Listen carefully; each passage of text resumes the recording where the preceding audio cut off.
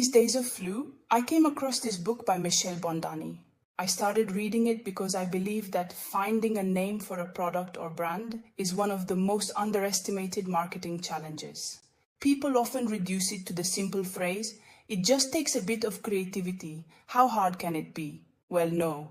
That mindset is the perfect recipe for what will most likely become one of the countless market flops. So I decided to dive into this book to see how Michel Bondani tackled this seemingly simple yet highly delicate topic. First of all, I really enjoyed the preface by Francesco Pugliese, where he touches on a critical question. Who are the decision makers when it comes to choosing a name? Quoting C. de Gaulle's famous words, "Politics is too serious a matter to be left to politicians."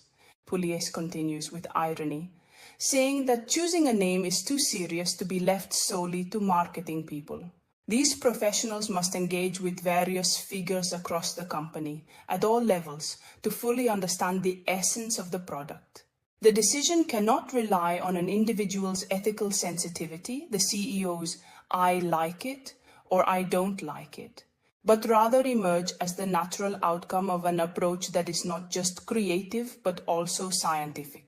Naturally, my favorite chapter in the book was the third, "Can naming be scientific?" And the answer is yes. In this chapter, Bondani explains how naming is a true study, a research process that doesn't rely solely on brainstorming, but moves forward with the precision of the scientific method.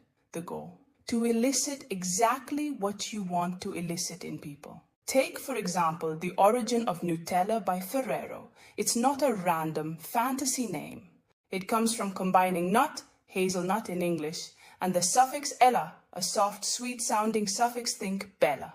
The two L's make it sound smooth, gentle, and spreadable. Reading this book brought to mind a scientific article about dopamine. Dopamine, also known as the happiness hormone, is involved in feelings of pleasure. In his work, Schultz demonstrated that dopaminergic neurons respond not only to real rewards, but also to predictive stimuli. For example, the expectation of a rewarding behavior can increase the release of dopamine, even before the behavior itself occurs. The connection I made between the early activation of dopamine and the importance of product naming lies in the ability of a name to evoke expectations, emotions, and positive associations before the product is even used. A name therefore acts as a trigger, a powerful anticipatory stimulus that creates not only expectations but also emotions, pleasure, and genuine rewards.